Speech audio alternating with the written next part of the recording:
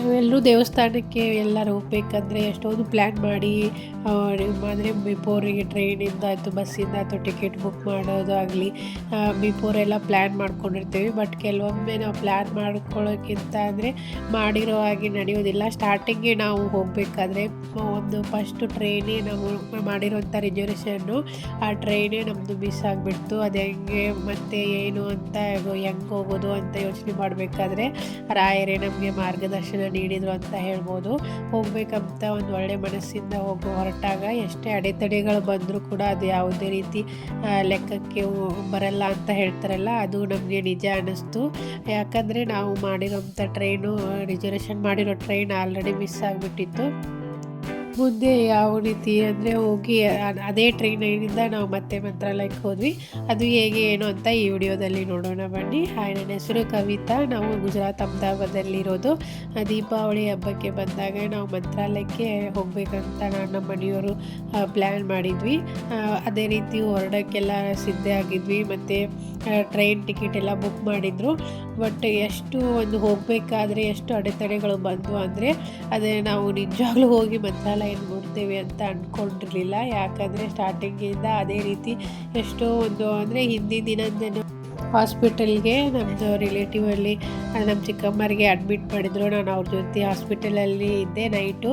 ಅಲ್ಲಿ ನಿದ್ದೆ ಸರಿಯಾಗಿರಲಿಲ್ಲ. Next day ನಮ್ಮ ತಮ್ಮಂದು ಹೆಂಡ್ತಿದ್ದು ಆಪ್ರೇಷನ್ ಆಗಿತ್ತು ಮಕ್ಕಳದು. ಅಲ್ಲಿಂದ ಹಾಸ್ಪಿಟ್ಲಿಂದ ಮಧ್ಯಾಹ್ನ ಅಲ್ಲಿ ಹೋಗಿ ಅವ್ರಿಗೆ ಭೇಟಿಯಾಗಿ ಮನೆಗೆ ಹೋಗಿ ನಾ ಫ್ರೆಶ್ ಆಗಿ ರೆಡಿಯಾಗಿ ಬರಬೇಕಾದ್ರೆ ಅಂದರೆ ಇನ್ನೊಂದು ಹಾಫ್ ಆ್ಯನ್ ಅವರ್ ಇದೆ. ಸ್ವಲ್ಪ ಅಂದರೆ ನಿನ್ನೆ ನೈಟು ರೆಸ್ಟ್ ಇರಲಿಲ್ಲಲ್ಲ, ಹಾಗಾಗಿ ಒಂದು 5 ನಿಮಿಷ ನೀರು ಕಾಯೋದಕ್ಕೆ ಅಂದರೆ ಸ್ನಾನಕ್ಕೆ ಅಂತ ನೀರು ಕಾಯಕ್ಕಿಟ್ಟಿದ್ದೆ. ನೀರು ಕಾಯಲಿ ಅಂತ ಸ್ವಲ್ಪ ಮೊಬೈಲ್ ನೋಡ್ಕೊಂಡು ಮಲಗಿದ್ದೀನಿ ನಾನು. ಅಲ್ಲೇ ನಿದ್ದೆ ಹತ್ಬಿಟ್ಟಿದೆ ನನಗೆ. ಮನೆಯಲ್ಲೂ ನಮ್ಮದು ಅಂದರೆ ತಾಯಿ ಅದಿರಲಿಲ್ಲ, ನಾನು ನಮ್ಮ ತಂದೆ ಅಷ್ಟೇ ಇದ್ವಿ. ಅವ್ರಿಗೆ ಗೊತ್ತಿರಲಿಲ್ಲ ಯಾವ ಟೈಮಿಗೆ ಹೋಗ್ತಿದ್ದಾರೆ ಅಂತ.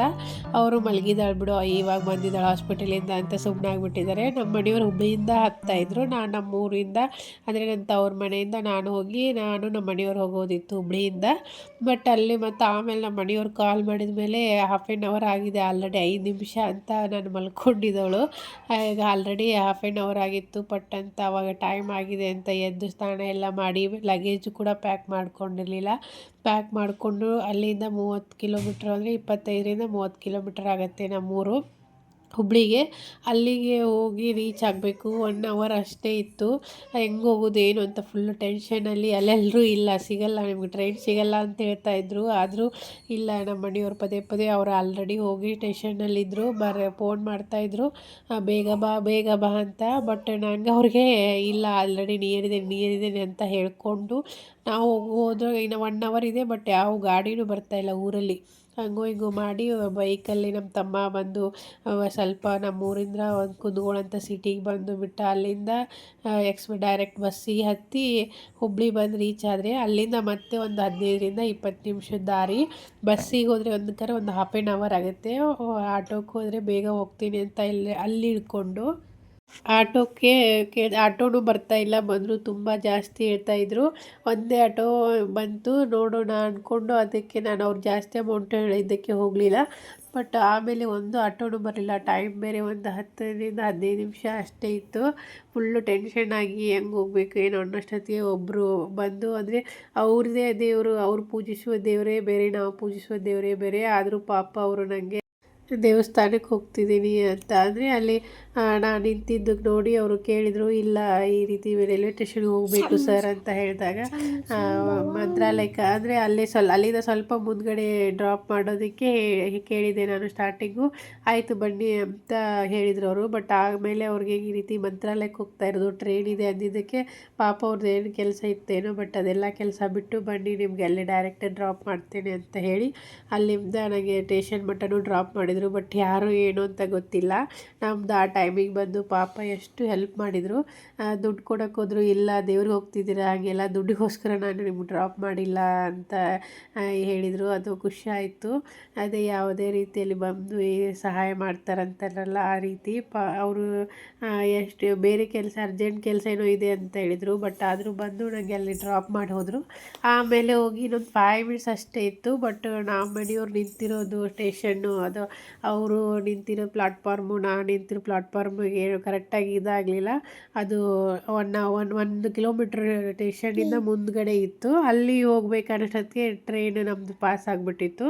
ಮಿಸ್ ಆಯಿತು ನಮಗೆ. ಅಯ್ಯೋ ಫುಲ್ ಟೆನ್ಷನ್ ಆಗಿಬಿಡ್ತು.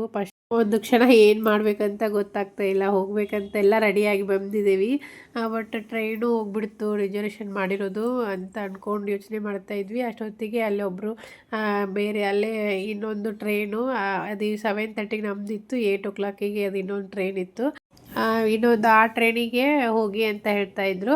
ಬಟ್ ಅದು ಆಲ್ರೆಡಿ ಟೈಮ್ ಆಗಿತ್ತು. ಅಂದರೆ ನಾವು 1 ಕಿಲೋಮೀಟ್ರ್ ಮುಂದೆ ಬಂದುಬಿಟ್ಟಿದ್ವಿ. ಅದು ಪ್ಲಾಟ್ಫಾರ್ಮು ನಾವು ಹೋಗೋ ಟ್ರೈನ್ದು 1 ಕಿಲೋಮೀಟ್ರ್ ಮುಂದೆ ಇತ್ತು. ಅಲ್ಲಿಂದ ರಿಟರ್ನ್ ವಾಪಸ್ ಹೋಗೋಷ್ಟೊತ್ತಿಗೆ ನಾವು ಟೈಮ್ ಆಗಿಬಿತ್ತು. ಅದಕ್ಕೂ ಕೂಡ ಒಂದು 5 ಮಿನಿಟ್ಸ್ ಅಷ್ಟೇ ಇತ್ತು. ಅಲ್ಲಿಗೆ ಹೋಗಿ ರಿಟರ್ನ್ ಟಿಕೆಟ್ ತೊಗೊಂಡು ಬರಬೇಕಂತನೂ ಅಷ್ಟು ಟೈಮು ಕೂಡ ಉಳಿದಿರಲಿಲ್ಲ. ಹೇಗೆ ಮಾಡೋದು ಏನು ಅಂತ ಗೊತ್ತಾಗ್ತಾ ಇಲ್ಲ. ಬಟ್ ನಮ್ಮ ಮನೆಯವರು ಫುಲ್ ಟೆನ್ಷನ್ ಆಗ್ತಾಯಿದ್ರು. ನನಗೆ ಲೇಟಾಗಿ ಬಂದಿದ್ದೊಂದು, ಟ್ರೈನ್ ತಪ್ಪಿರೋದೊಂದು, ಎಲ್ಲ ಸುಸ್ತಾಗಿರೋದೊಂದು, ಏನು ಮಾಡಬೇಕಂತ ಗೊತ್ತಾಗ್ತಿಲ್ಲ. ಬಟ್ ಅಲ್ಲೇ ಎದುರುಗಡೆ ಆ ಟ್ರೈನ್ ಇತ್ತು. ಒಂದು 5 ಮಿನಿಟ್ಸ್ ಅಷ್ಟೇ ಇತ್ತು. ಪಟ ಪಟ ಓಡ್ಕೊಂಡು ಹೋಗಿ ಹತ್ಕೊಂಬಿಡಿ, ರಾಯರಿದ್ದಾರೆ ನೋಡೋಣ ಏನಾಗಲ್ಲ ಅಂತ. ನಾನು ನಮ್ಮ ಮನೆಯವ್ರು ಇಲ್ಲ ಇಲ್ಲ ಟಿಕೆಟ್ ಇಲ್ಲ, ಹಂಗಾಗಿ ಹತ್ತೋಕ್ಕಾಗಲ್ಲ ಅಂತ. ಅವರು ಇಲ್ಲ ಹತ್ತಿ ಏನಾಗಲ್ಲ, ರಾಯರೇ ದಾರಿ ತೋರಿಸ್ತಾರೆ, ನಾವು ಅವ್ರನ್ನ ನಂಬಿ ಹೋಗೋಣ, ಏನಾಗಲ್ಲ, ನಮ್ಮ ಟ್ರೈನ್ ಆದರೂ ಸಿಗುತ್ತೇನೋ ಅಂದ್ಕೊಂಡು ನಾವು ಪಟ್ಟಣ ಟ್ರೈನ್ ಹತ್ತಿದ್ವಿ. ಬಟ್ ನಮ್ಮ ಮನೆಯವ್ರಿಗೆ ಹತ್ತೋಕ್ಕೆ ಮನಸ್ಸಿಲ್ಲ. ನಾನು ಹೇಳಿದೆ ಏನಾಗಲ್ಲ ಬರ್ರಿ ನೋಡೋಣ, ಒಂದು ವೇಳೆ ಟಿ ಸಿ ಅವರು ಬಂದರೂ ಕೂಡ ಅವ್ರಿಗೆ ಹೇಳೋಣ ಈ ರೀತಿ ಆಗಿದೆ ಅಂತ, ಆ ಟಿಕೆಟ್ ತೋರಿಸೋಣ ಅಂತ. ನಾನು ಅದು ನಡೆಯಲ್ಲವ್ವ, ಇನ್ನೊಂದು ಟಿಕೆಟಿಂದು ಇನ್ನೊಂದು ಟ್ರೈನಿಂದು ಅಂತ ಅವರು ಫುಲ್ ಟೆನ್ಷನ್ ಆಗಿ ಇದು ಮಾಡ್ತಾಯಿದ್ರು. ನೋಡೋಣ ಬರ್ರಿ ಅಂತಂದು ಟ್ರೈನ್ ಹತ್ಕೊಂಡು ಹೋದ್ಮೇಲೆ ಅಲ್ಲಿಬ್ಬರು ಅಂದರೆ ಅಂಕಲ್ ಇದ್ದರು. ಅವರು ಪಾಪ ಅಷ್ಟು ಒಳ್ಳೆಯವರು, ರಿಸರ್ವೇಷನ್ ಮಾಡಿ ತಿರುಪತಿಗೇನೋ ಹೊರಡ್ತಾ ಇದ್ರು. ಅವರು ಕೂತ್ಕೊಂಡಿದ್ರು. ಅವರು ಮತ್ತು ನಾವು ಎಲ್ಲ ಈ ರೀತಿ ಮಿಸ್ ಆಗಿದೆ ಎಲ್ಲ ಅಂದ್ಬಿಟ್ಲೆ ಪಾಪ ಅವ್ರದ್ದು ರಿಸರ್ವೇಷನ್ ಮಾಡಿರೋದೇ ಸೀಟಲ್ಲಿ ಕೂತ್ಕೊಂಡು ಸ್ವಲ್ಪ ರೆಸ್ಟ್ ಮಾಡಿ ಫುಲ್ಲು ಟಯರ್ಡ್ ಆಗಿಬಿಟ್ಟಿತ್ತು ಇಬ್ರಿಗೂ. 1 ಕಿಲೋಮೀಟ್ರ್ ಓಡ್ಕೊಂಡು ಹೋಗಿ ವಾಪಸ್ ಬಂದಿರೋದ್ರಿಂದ ಸ್ವಲ್ಪ ರೆಸ್ಟ್ ಮಾಡಿದ್ವಿ. ಆಮೇಲೆ ಅವರು ಇಲ್ಲ ಆ ಟ್ರೈನ್ ಏನಾದ್ರು ಮುಂದ್ಗಡೆ ಯಾವುದಾದ್ರು ಸ್ಟೇಷನಲ್ಲಿ ಸಿಗುತ್ತೇನೋ ಅಂದ್ಕೊಂಡಿದ್ವಿ. ಬಟ್ ಅಲ್ಲೆಲ್ಲರೂ ಇಲ್ಲ, ಅದು ಫಾಸ್ಟ್ ಟ್ರೈನು, ಅದು ಇದು ಯಾವಾಗ ಕ್ರಾಸಿಂಗಲ್ಲಿ ಎಲ್ಲ ಸ್ಟೇಷನಲ್ಲಿ ಒಮ್ಮೆನೂ ಸಿಗಲ್ಲ, ಅದು ಫಾಸ್ಟ್ ಇರುತ್ತಲ್ಲ, ಬೇಗ ಹೋಗ್ಬಿಡಿರುತ್ತೆ ಅಂತ ಹೇಳಿದರು. ಹೌದಾ, ಎಲ್ಲರೂ ಮುಂದ್ಗಡೆ ಒಂದು ಸ್ಟೇಷನಲ್ಲಿ ಸಿಕ್ಕರೆ ಚೆನ್ನಾಗಿರ್ತಿತ್ತು. ಅಂದರೆ ನಾವು ಮಾಡಿರೋಂಥ ಸೀಟು ರಿಸರ್ವೇಷನ್ ಅಂದರೆ ನಮಗೂ ಟೆನ್ಷನ್ ಇರಲಿಲ್ಲ. ಬಟ್ ಅಲ್ಲಿ ಯಾರಾದರೂ ಟಿ ಸಿ ಅದು ಬರ್ತಾರೇನೋ, ಅಥವಾ ನಾವು ರಿಸರ್ವೇಷನ್ ಬೇರೆದವ್ರ ಸೀಟಲ್ಲಿ ಕೂತ್ಕೊಂಡಿದ್ವಲ್ಲ, ಅವ್ರು ಬಂದರೆ ಒಂಥರ ಪಾಪ ಅಂದ್ಕೊಂಡು ಟೆನ್ಷನ್ನಿಗೆ ಏನು ಮಾಡೋಕ್ಕೆ ಆಗ್ತಾಯಿಲ್ಲ. Full tension. ಟಿ ಸಿ ಬಂದು ಏನಂತಾರೇನೋ, ಪೆನಾಲ್ಟಿಗೆ ಹಾಕ್ತಾರೇನೋ, ಅಷ್ಟು ಜನರಲ್ಲಿ ಒಂಥರ ಅನಿಸುತ್ತೆ, ಹಂಗೆ ಹಿಂಗೆ ಅಂತ ಸುಮ್ಮನೆ ಇಬ್ಬರಿಗೂ ಫುಲ್ ಟೆನ್ಷನ್ನಾಗಿ ಸುಮ್ಮನೆ ಕೂತ್ಕೊಂಡಿದ್ವಿ. ಬಟ್ ಅದೇ ಹೆಂಗೆ ಏನು ಅಂತ ಗೊತ್ತಿಲ್ಲ. ಮುಂದ್ಗಡೆ ನಾವು ಬಳ್ಳಾರಿ ಹೋದಾಗ ನಾವು ಅಂದರೆ ಅಲ್ಲಿ ಅಷ್ಟೊತ್ತಿಗೆ ಬಳ್ಳಾರಿ ಹೋಗೋಷ್ಟೊತ್ತಿಗೆ 2-3 ಸೀಟ್ ಚೇಂಜ್ ಮಾಡಿದ್ವಿ. ನನಗೆ ಫುಲ್ಲು ಟಯರ್ಡ್ ಆಗಿತ್ತು. ಫುಲ್ಲು ಅಂದರೆ ಈಗ ಟೆನ್ಷನ್ನು ಇತ್ತು, ಏನು ಮಾಡೋಕ್ಕೆ ಆಗ್ತಿರ್ಲಿಲ್ಲ, ಒಂಥರ ಬೇಜಾರಾಗ್ತಾಯಿತ್ತು. ಅಷ್ಟರಲ್ಲೇ ಬಳ್ಳಾರಿಲಿ ನಾವು ಅಂದರೆ ರಿಸರ್ವೇಷನ್ ಮಾಡಿರೋಂಥ ಟ್ರೈನು, ನಾವು ಕೂತ್ಕೊಂಡಿರೋ ಟ್ರೈನು ಎರಡೂ ಪಕ್ಕನೇ ಇದೆ. ಅವರು ಪದೇ ಪದೇ ಹೇಳ್ತಾ ಇದ್ದಾರೆ ನಂಬರ್ನ, ನಮಗೆ ಗೊತ್ತಾಗಿಲ್ಲ. ಆದರೆ ಅದು ಇರಲ್ಲ ಟ್ರೈನು, ಮುಂದೋಗಿರುತ್ತೆ ಅಂತ ಹೇಳಿದ್ರಲ್ಲ, ಹಾಗಾಗಿ ನಮಗೆ ಅದು ತಲೆಯಲ್ಲೇ ಇಲ್ಲ. ಬಟ್ ಪದೇ ಅದು ಎರಡೂರ್ದು ಟ್ರೈನಿನ ನಂಬರ್ ಹೇಳ್ತಿದ್ದಾರೆ. ಒಂದು 15 ನಿಮಿಷ ಕಂಟಿನ್ಯೂ ಅಲ್ಲೇ ನಿಂತಿದ್ವಿ 2 ಟ್ರೈನು. ಅಂದರೆ ಒಂದು 1/2 hour ಇತ್ತು. ಬಟ್ ನಮಗೆ 15 ನಿಮಿಷದ ಮಟ್ಟ ಗೊತ್ತೇ ಆಗಿಲ್ಲ. ಆಮೇಲೆ ಅವ್ರು ಪದೇ ನಂಬರ್ ಹೇಳ್ಬೇಕಾದ್ರೆ ನಮ್ಮ ಮನೆಯವರು ಒಮ್ಮೆ ಎದ್ದು ಇದು ಅಂದರೆ ನಾವು ರಿಸರ್ವೇಷನ್ ಮಾಡಿದ ನಂಬರ್ ನಂಗೆ ನೆನಪಿತ್ತಲ್ಲ, ಅದಕ್ಕೆ ಅವರು ನಾವು ಮಾಡಿರೋ ಟ್ರೈನು, ರಿಸರ್ವೇಷನ್ ಮಾಡಿರೋ ಟ್ರೈನ್ ಇಲ್ಲೇ ಇದೆ ಬಾಜು ಅಂತ ಎದ್ರು ಅವರು. ಹೌದಾ ಅಂತಂದೆ. ಅವ್ರು ಇಳಿದು ನೋಡಿದರು, ಹೌದಾ ಅದೇ ಟ್ರೈನು, ಪಟ್ನ ಹೇಳು ಹೋಗೋಣ ಅಲ್ಲಿ ಅಂತ ಅವರು. ಹೌದಾ, ಹಂಗಾರೆ ಬಾಜುನೇ ಟ್ರೈನ್ ಇದೆ, ಎಲ್ಲಿ ಹೊರಡ್ತವೇನೋ ಅಂತ ಫುಲ್ ಟೆನ್ಷನ್ನು. ಲಗೇಜ್ ಪಟ ಲಗೇಜ್ ತೊಗೊಂಡು ಇಳಿದ್ವಿ. ಅದೆಷ್ಟು ಅಂದರೆ ಅದೃಷ್ಟ ಅಂತ ಅನ್ಕೋತೇನೋ ಗೊತ್ತಿಲ್ಲ, ಅದು ರಾಯರ ಕೃಪೆನೋ ಅಂತಲೂ, ರಾಯರ ಕೃಪೆನೇ ಅದು ನಿಜವಾಗ್ಲೂ. ಒಂಥರ ಈಗ ಒಂದು ಮನೆಯಿಂದ ಎದುರುಗಡೆ 2 ಅಪೋಸಿಟ್, ನಾವು ಇಳಿದಿದ್ದು ಟ್ರೈನಿಂದ ಸೀದಾ ನಡ್ಕೊಂಡು ಹೋಗಿ ನಾವು ಹತ್ತಿದ್ದೇವೆಲ್ಲ, ಎದುರುಗಡೆ 2 ಬಾಗಿಲ ಅಪೋಸಿಟ್ಟು ಏಕ್ದಮ್ ಕರೆಕ್ಟಾಗಿ 2 ಬಾಗಿಲ ನೀಟಾಗಿ ನಿಂತಿದೆ. ನಾವು ಈ ಟ್ರೈನ್ ಇಳಿದೋಗಿ ಆ ಟ್ರೈನ್ ಹತ್ತಿದ್ದೀವಿ, ಅಲ್ಲೇ ಇದೆ ನಮ್ಮದು ಸೀಟು, ಹುಡುಕೋದೇ ಇಲ್ಲ, ಅಷ್ಟು ಕರೆಕ್ಟಾಗಿ ಕರೆಕ್ಟಾಗಿ ಹೋಗಿ ಅಲ್ಲೇ ನಿಂತಿದೆ ಟ್ರೈನು. ಎಷ್ಟು ವಿಚಿತ್ರ ಅದು. ಎಲ್ಲರೂ ಹೇಳ್ತಾಯಿದ್ರು ಆ ಟ್ರೈನು ಈ ಟ್ರೈನು ಒಮ್ಮೆನೂ ಇದು ಸಿಗಲ್ಲ, ಎರಡೂ ಒಟ್ಟಿಗೆ ಎಲ್ಲಿ ಕ್ರಾಸಿಂಗಲ್ಲೆಲ್ಲ ಸಿಗಲ್ಲ ಅಂತ ಹೇಳಿದರು. ಬಟ್ ನಮಗೆ ಅದೆಷ್ಟು ಒಂಥರ ಮಿರಾಕಲ್ ಅನ್ನಿಸ್ತು. ಎಲ್ಲಿ ಅಂದರೆ ನಾವು ಹೋಗಿ ಆ ಟ್ರೈನ್ ಹತ್ತೋದಕ್ಕೆ ಅಲ್ಲಿ ಟಿ ಸಿ ಬಂದರು. ಯಾಕೆ ಟ್ರೈನ್ ಮಿಸ್ ಮಾಡ್ಕೊಂಡಿದ್ದೀರಾ? ನಾ 2-3 ಸಲ ಬಂದು ನೋಡಿದೆ, ಈ ಖಾಲಿ ಇದ್ದು ಸೀಟು ಅಂತ ಹೇಳಿದರು. ಹೌದು ಸರ್, ಅದು ಆ ಟ್ರೈನಿಗೆ ಬಂದ್ವಿ ಅಂತ ಹೇಳಿದ್ದಕ್ಕೆ ಆಯ್ತಾಯಿತು, ಇಲ್ಲಿ 2 ಸೀಟ್ ನಿಮ್ಮದೇ ನೋಡಿದೆ ಅಂತ ಹೇಳೋದ್ರು. ಆಮೇಲೆ ಆರಾಮಾಗಿ ಫುಲ್ ಟೆನ್ಷನಲ್ಲಿ ಇದ್ವಲ್ಲ, ಅಲ್ಲಿ ಮಲಗೋಕ್ಕೆ ಆಗಿರಲಿಲ್ಲ. ಮತ್ತು ಈ ನಮ್ಮ ಟ್ರೈನ್ ಸಿಕ್ಕ ಮೇಲೆ ಆರಾಮಾಗಿ ಲಗೇಜ್ ಎಲ್ಲ ಇಟ್ಟು ಮತ್ತು ನಾವು ಸ್ಟೇಷನ್ ಬರೋ ಮಟ್ಟ ಆರಾಮಾಗಿ ನಿದ್ದೆ ಮಾಡ್ಕೊಂಡು ಹೋದ್ವಿ. ಈ ರೀತಿ ಆಯಿತು ಟ್ರಾವೆಲಿಂಗಲ್ಲಿ. ಇದೆಲ್ಲ ನೋಡಿದ ಮೇಲೆ ನಿಮಗೂ ಅನಿಸಿದೆ ಅನ್ಕೋತೀನಿ ನಾನು. ಕೆಲವೊಂದು ಟೈಮಲ್ಲಿ ಎಲ್ಲರಿಗೂ ಮಿಸ್ ಆಗೋದು ಎಲ್ಲ ಸಹಜ, ಇಲ್ಲ ಅಂತಲ್ಲ. ಬಟ್ ಅದು ಅದೇ ಯಾವುದೇ ರೀತಿ ತೊಂದರೆ ಇಷ್ಟೆಲ್ಲ ಆದರೂ ಕೂಡ ಯಾವುದೇ ರೀತಿ ತೊಂದರೆ ಆಗಲಾಗೆ ನಾವು ಮತ್ತೆ ಮಂತ್ರಾಲಯನ ಹೋಗಿ ಅಂದರೆ ಒಂದು ಆರಾಮಾಗಿ ಯಾವುದೇ ವಿಘ್ನಗಳಿಲ್ಲದೆ ಹಾಗೇ ಸೇರಿದ್ವಿ. ಅದು ನನಗೆ ತುಂಬ ಅಂದರೆ ತುಂಬ ಸಂತೋಷವಾಯಿತು. ಕೆಲವೊಂದು ಟೈಮಲ್ಲಿ ನಾವು ಪ್ಲ್ಯಾನ್ ಮಾಡಿರೋವಂಥದ್ದು ಎಷ್ಟೇ ಕರೆಕ್ಟಾಗಿ ನೀಟಾಗಿ ಪ್ಲ್ಯಾನ್ ಮಾಡಿದರೂ ಕೂಡ ಅಂದ್ಕೊಂಡ ಟೈಮಲ್ಲಿ ಅಂದ್ಕೊಂಡ ರೀತಿಯಲ್ಲಿ ಕರೆಕ್ಟಾಗಿ ಪ್ಲ್ಯಾನ್ ಮಾಡಿದರೂ ಕೂಡ ಆಗಲ್ಲ. ಬಟ್ ನಮ್ದು ಇಷ್ಟೆಲ್ಲ ವಿಘ್ನಗಳು ಬಂದರೆ ಆಯಿತು ನಡಕ್ಕೆ.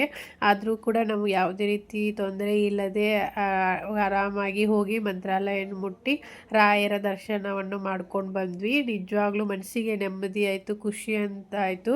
ಮತ್ತು ಅದೇ ರೀತಿ ಮಂತ್ರಾಲಯಕ್ಕೆ ಹೋದ್ಮೇಲೆ ಅಲ್ಲಿ ದರ್ಶನನೂ ಕೂಡ ಸ್ಟಾರ್ಟಿಂಗು ನಾವು ಬೇಗನೆ ಮಾಡ್ಕೋಬೇಕಂತ 6 ಗಂಟೆ ಎಲ್ಲ ಹೋಗಿ ಫ್ರೆಶಪ್ ಆಗಿ ಹೋಗಿದ್ವಿ.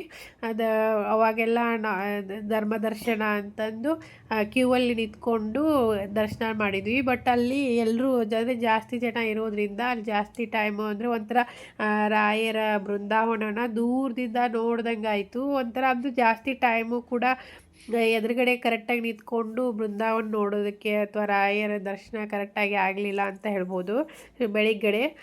ಬಟ್ ಎಲ್ಲರೂ ಜಾಸ್ತಿ ರಶ್ ಇರೋದ್ರಿಂದ ಹಂಗೆ ಮುಂದ್ಗಡೆ ಕಳಿಸ್ತಾಯಿದ್ರು. ಅದೇ ಆಯಿತು ಬಿಡು ಅಂದ್ಕೊಂಡು ಮತ್ತು ಜಾಸ್ತಿ ಅಲ್ಲಿ ಟೈಮ್ಗೂ ಕಳೆಯೋಕ್ಕಾಗಲ್ಲ ಅಂದ್ಕೊಂಡು ಬಂದ್ವಿ ಹೊರಗಡೆ. ತುಂಬ ರಶ್ ಇತ್ತು, ನಾವು ಹೋಗಿರೋದು ಗುರುವಾರ ಆಗಿರೋದ್ರಿಂದ. ಅಲ್ಲಿಂದ ಆಮೇಲೆ ಆಂಜನೇಯ ಸ್ವಾಮಿದು ಬಿಚ್ಚಾಲೆ ಅವೆಲ್ಲ ನೋಡ್ಕೊಂಡು ಬಂದು ಪ್ರಸಾದ ಎಲ್ಲ ತೊಗೊಂಡು ಈವ್ನಿಂಗು ಹೊರಡೋ ಟೈಮಲ್ಲಿ ಒಂದು 5 ಗಂಟೆಗೆ ಟೈಮ್ ಇನ್ನೂ ಇತ್ತು. ನಾವು ಮತ್ತು ನೈಟ್ ರಿಟರ್ನ್ ಟಿಕೆಟ್ ಬುಕ್ ಮಾಡಿದ್ವಲ್ಲ, ಇನ್ನೂ ಟೈಮ್ ಇತ್ತು. ಅದಕ್ಕೆ ಅಲ್ಲೇ ಕೂತ್ಕೊಂಡಿದ್ವಿ ಮತ್ತೆ ಮಠಕ್ಕೆ ಹೋಗಿ. ರಾಯರ ಮಠದಲ್ಲಿ ಕೂತ್ಕೊಂಡಾಗ ಯಾಕೋ ಮನಸ್ಸಿಗೆ ನೆಮ್ಮದಿನೇ ಇರಲಿಲ್ಲ. ಅಂದರೆ ಬೆಳಿಗ್ಗೆ ಕರೆಕ್ಟಾಗಿ ದರ್ಶನ ಆಗಲಿಲ್ಲ, ಅಲ್ಲಿಂದ ಬಂದಿದ್ದೇವೆ ಅಂತ ಮನಸ್ಸಿಗೆ ಅದೊಂದು ಇತ್ತು. ನಮ್ಮ ಮನೆಯವರೆಲ್ಲ ಲಗೇಜ್ ಇಟ್ಕೊಂಡು ಕೂತ್ಕೊಂಡಿದ್ರು. ನಾನಿಲ್ಲ, ಇನ್ನೊಮ್ಮೆ ಹೋಗಿ ನಾನು ದರ್ಶನ ಮಾಡ್ಕೊಂಬರ್ತೀನಿ, ನೀವು ಇಲ್ಲೇ ಕೂತ್ಕೊಳ್ಳಿ ಅಂತೇಳಿದೆ. ಆಯಿತು ಅಂತ ಅವ್ರು ಕೂತ್ಕೊಂಡಿದ್ರು. ನಾನು ಈವ್ನಿಂಗು ಮತ್ತೆ ಒಂದು 5 ಗಂಟೆ ಸುಮಾರು ಹೋದೆ. ಅಲ್ಲಿನೂ ಕೂಡ ಅದು ಧರ್ಮ ದರ್ಶನ ಇನ್ನೂ ಕೂಡ ರಶ್ ಇತ್ತು. ಬಟ್ ಅಲ್ಲಿ VIP ಇತ್ತಲ್ಲ, ಅಲ್ಲಿ ಲಾಸ್ಟ್ ಟೈಮ್ ಹೋದಾಗೂ VIP ಹೋಗಿ ದರ್ಶನ ಮಾಡ್ಕೊಂಡಿದ್ದೆ. ಅದೊಂದು ಸ್ವಲ್ಪ ಬೃಂದಾವನಕ್ಕೆ ನಿಯರಾಗಿ ಹೋಗ್ತೀವಿ. ಒಂಥರ ಏನೋ ಮನಸ್ಸಿಗೆ ಖುಷಿ ಅನಿಸುತ್ತೆ.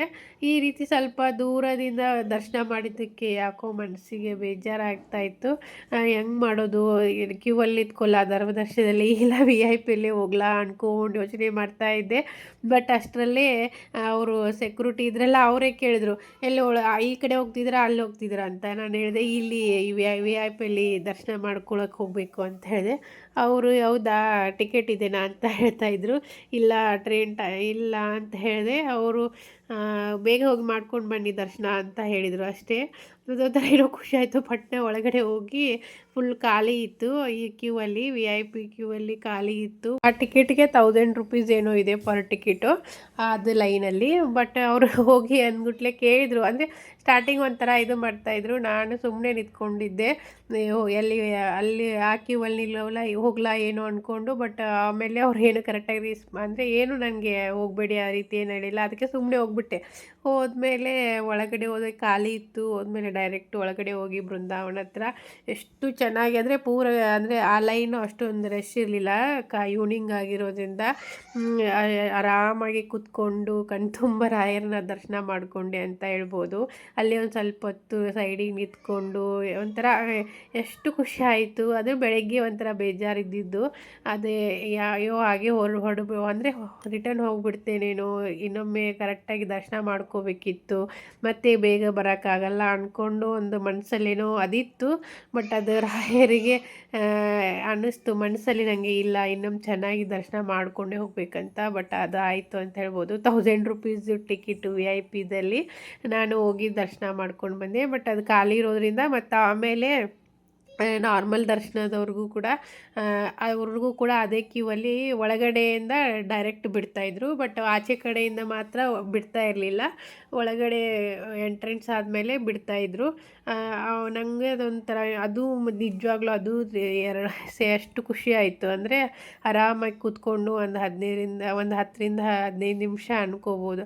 ಆರಾಮಾಗಿ ನಿಂತ್ಕೊಂಡು ಅಲ್ಲಿ ಸೈಡಿಗೆ ನಿಂತ್ಕೊಂಡು ರಾಯರ ಬೃಂದಾವನ ಕಣ್ಣು ತುಂಬ ತುಂಬಿಕೊಂಡು ಮನಸ್ಸು ತುಂಬ ಆರಾಧನೆ ಮಾಡಿಕೊಂಡು ಅದೊಂಥರ ಖುಷಿ ಆಯಿತು. ಆದಮೇಲೆ ನಿಜವಾಗ್ಲೂ ಒಂಥರ ಫುಲ್ಲು ಅಂದರೆ ಮಂತ್ರಾಲಯಕ್ಕೆ ಬಂದಿದ್ದಕ್ಕೂ ನಿಜವಾಗ್ಲೂ ಎಷ್ಟು ಒಂಥರ ರಾಯರಿದ್ದಾರೆ ಅನ್ನೋದಕ್ಕೆ ಒಂಥರ ಪಾಸಿಟಿವ್ ಫೀಲ್ ಆಯಿತು ಅಂತ ಹೇಳ್ಬೋದು. ಇದೆಲ್ಲ ನೋಡಿದ ಮೇಲೆ ನಿಮಗೂ ಅನ್ನಿಸ್ತಿದೆ ಅನ್ಕೋತೀನಿ ನಾನು. ಆದರೆ ದೇವರು ಇದ್ದಾರೆ ಅಂತ ಡೈರೆಕ್ಟ್ ನಮ್ಮೊಂದು ಪ್ರತ್ಯಕ್ಷ ಆದರೆ ಅಂತ ಅಷ್ಟೇ ಅಲ್ಲ, ಕೆಲವೊಂದು ಸಣ್ಣದು ಸನ್ನಿವೇಶದಲ್ಲಿರ್ಬೋದು, ನಾವು ಅನುಭವಿಸುವಂಥ ಕೆಲವೊಂದು ಕ್ಷಣಗಳಲ್ಲಿ ನಾವು ಕಂಡುಕೋಬೋದು ಅಂತ ಹೇಳ್ಬೋದು. ಈ ರೀತಿ ಅಂದರೆ ಅದು ಫೀಲ್ ಆದಾಗ ಎಷ್ಟು ಖುಷಿ ಆಗುತ್ತೆ. ನಿಜವಾಗ್ಲೂ ರಾಯರ ಆಶೀರ್ವಾದ ಇದೆ, ಇಲ್ಲ ರಾಯರೇ ನಮ್ಗೆ ಈ ರೀತಿ ಮಾರ್ಗದರ್ಶನ ನೀಡುತ್ತಿದ್ದಾರೆ ಅಂತ ಅನಿಸುತ್ತೆ. ಅದು ನಿಜವಾಗೂ ಒಂದು ಫೀಲಿಂಗ್ ಇದೆ. ಎಲ್ಲ ಅಲ್ಲಿ ಹೋದಾಗ ಈ ರೀತಿ ಅನುಭವಿಸೋದು ನಿಜವಾಗ್ಲೂ ಅಂದರೆ ಒಂದು ಮನಸ್ಸಿಗೆ ಎಷ್ಟು ಖುಷಿ ಕೊಡುತ್ತೆ ಅಂದರೆ, ಅಲ್ಲಿ ಮಂತ್ರಾಲಯಕ್ಕೆ ಹೋದಾಗ ರಿಟರ್ನ್ ಬರೋಕ್ಕೆ ಮನಸ್ಸಾಗಲ್ಲ. ಒಂಥರ ಎಷ್ಟು ನೆಮ್ಮದಿ, ಇನ್ನೂ ಸ್ವಲ್ಪ ಹೊತ್ತು ಮಠದಲ್ಲಿ ಹೀಗೆ ಕೂಡಬೇಕು, ಬೃಂದಾವನವನ್ನೇ ನೋಡಬೇಕು ಪದೇ ಪದೇ, ಈ ರೀತಿ ಎಲ್ಲ ಫೀಲಿಂಗ್ ಆಗ್ತಾ ಇರುತ್ತೆ. ನಾವು ಪ್ರತಿದಿನ ನಾವು ಏನೇನೋ ಅಂದರೆ ನಮ್ಮದು ಪ್ರತಿನಿತ್ಯ ಜೀವನದಲ್ಲಿ ಏನೇನೋ ಸಮಸ್ಯೆಗಳಿರುತ್ತೆ, ನಾವೆಲ್ಲೆಲ್ಲೋ ಕಳೆದು ಹೋಗಿಬಿಟ್ಟಿರ್ತೀವಿ. ಬಟ್ ಅಲ್ಲಿ ಹೋದಾಗ ಆ ಕ್ಷಣ ಇದೆಲ್ಲ ನಿಜವಾಗ್ಲೂ ವಾಪಸ್ ಬರೋದಕ್ಕೆ ಮನಸ್ಸಾಗಲ್ಲ, ಅಷ್ಟು ಖುಷಿ ಆಗುತ್ತೆ ಮನಸ್ಸಿಗೆ. ಥ್ಯಾಂಕ್ ಯು ಸೋ ಮಚ್ ಯಾರೆಲ್ಲ ವಿಡಿಯೋ ಮಾಡಿ ನೋಡ್ತಾ ಇದ್ದೀರಾ. ರಾಯರು ಎಲ್ಲರಿಗೂ ಒಳ್ಳೆಯ ಆರೋಗ್ಯ ಆಯುಷ್ಯ ಕೊಡಲಿ ಅಂತ ಕೇಳ್ಕೊಳ್ತೀನಿ. ಮತ್ತು ಇನ್ನೂ ಯಾರೆಲ್ಲ ಚಾನಲ್ ಸಬ್ಸ್ಕ್ರೈಬ್ ಮಾಡ್ಕೊಂಡಿಲ್ಲ, ಪ್ಲೀಸ್ ಇವಾಗಲೇ ಚಾನಲ್ ಸಬ್ಸ್ಕ್ರೈಬ್ ಮಾಡ್ಕೊಳ್ಳಿ. ಬಾಜು ಇರುವಂಥ ಬೆಲ್ ಐಕನ್ನ ಕ್ಲಿಕ್ ಮಾಡಿ, ಅಂದರೆ ನಾವು ಹಾಕುವಂಥ ಹೊಸ ವಿಡಿಯೋಗಳ ನೋಟಿಫಿಕೇಷನ್ ಬರುತ್ತೆ. Thank you so much.